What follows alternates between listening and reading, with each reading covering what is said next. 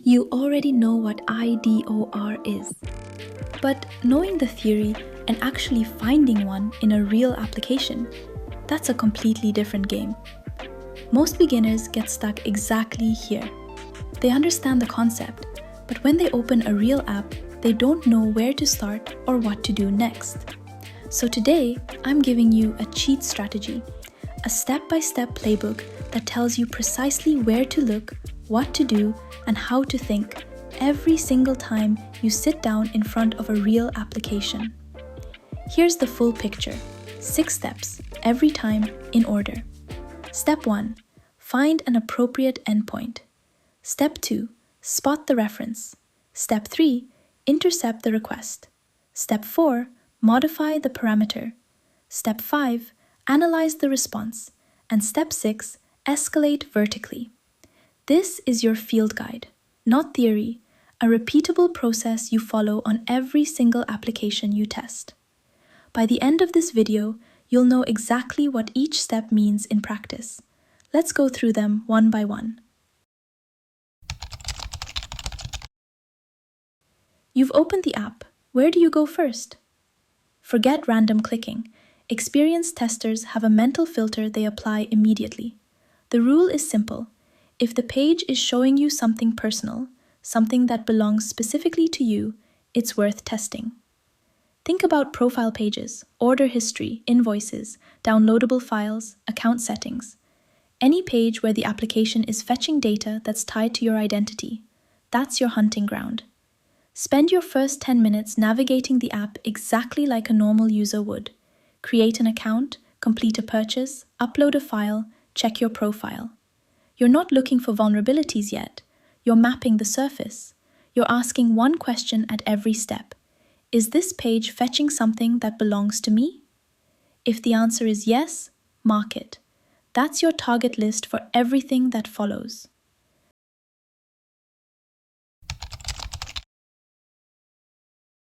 Now you have your target pages. The next skill is learning to see what most people scroll straight past. A direct object reference is anything in the request that points the server directly to a specific resource. Most beginners look for IDs in the URL, and yes, that's a great place to start. But in real applications, references hide in a lot more places. They appear in request bodies, in post parameters, in headers, even inside cookies. And here's something important. Modern applications often try to obscure references. Instead of a simple number like ID equals 5, you might see a long GUID like, or a base 64 encoded string. Don't let that intimidate you. Obscurity is not security. A GUID that looks random is still a direct reference to an object, and it's still worth testing. Train your eye. Once you know what you're looking for, references are everywhere.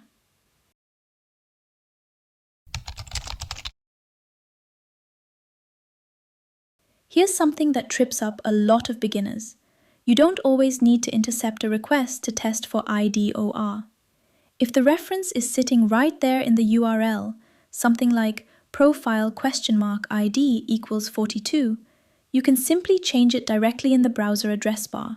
No tools required. That's your fastest move and always worth trying first. If the reference is in the body of a post request, common in REST APIs, you don't need to intercept it live either. You can send the original request to Burp Suite's repeater, modify the parameter there, and fire it as many times as you want. Cleaner, faster, and gives you full control without the friction of live interception. But then there are applications where neither of those approaches works. Single-page applications built with frameworks like React or Angular often handle authentication tokens and session data in ways that make simply replaying a modified request impossible. The token is dynamically generated and tied to the exact moment of the original request. In cases like these, live interception is the only reliable way to catch and modify the request at exactly the right moment. So, think of request interception as your fallback plan. It's not always necessary, but it always works. When the simpler approaches fail, Burp Suite's Intercept is there, and it will catch everything. This is the step that feels almost too simple, and that's exactly the point. But don't just change the number randomly. Work through a mental checklist. First, try sequential IDs. If you're ID 5, try ID 4 and ID 6. Second, try ID 1. This is very often the admin account on poorly built applications. Third, if you have the option, create a second test account and try swapping to that account's ID.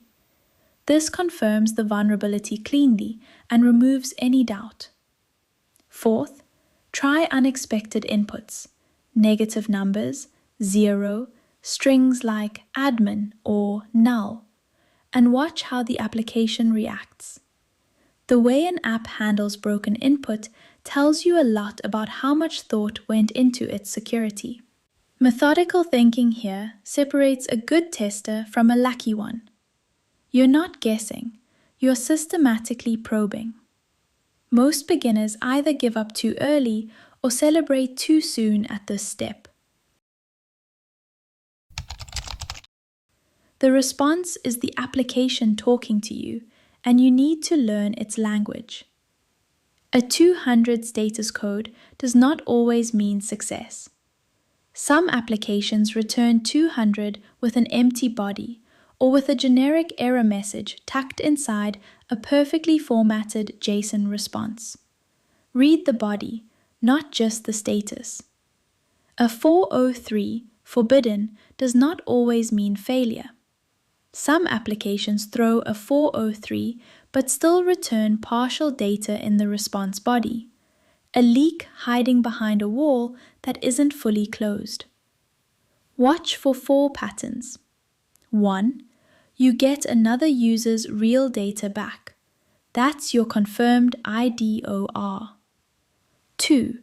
You get a 403 or redirect with no data. The application is checking authorization correctly. 3. You get a 200 with empty or identical data.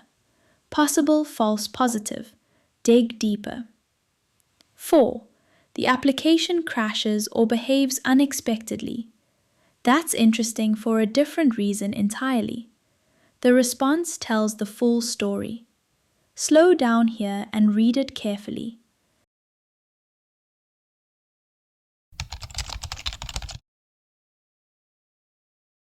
You've confirmed IDOR works horizontally.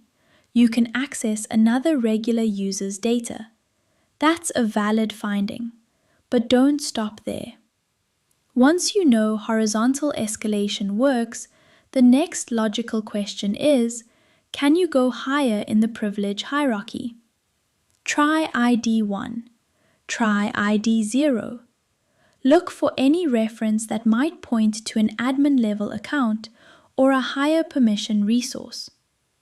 If the application returns admin data, admin functionality, or elevated permissions to a regular user account, that's no longer a medium severity finding. That's critical. Vertical escalation is what separates a surface-level test from a thorough one. A lot of beginners confirm the horizontal case and move on, without ever checking whether the same vulnerability reaches all the way up to admin level. That extra step in your thinking is what makes the difference between a partial finding and a complete picture of how serious the vulnerability actually is. This is where the cheat strategy pays off. You didn't just find a vulnerability. You understood it deeply enough to know exactly how bad it could get. And that's your complete cheat strategy for finding IDOR in real applications. We covered all 6 steps, from identifying the right endpoints, all the way through to vertical escalation. And now you have a repeatable process you can apply every single time you open a new app. The most important thing you can do right now is not watch another video. It's to actually practice this. Fire up OWASP Juice Shop. Run through all 6 steps exactly as we covered them today and find your first IDOR on your own. If you haven't set up Juice Shop yet, I have a dedicated video that walks you through the entire process. You'll find the link in the description below. That moment when the server returns someone else's data for the first time, that's when everything we talked about today will truly click.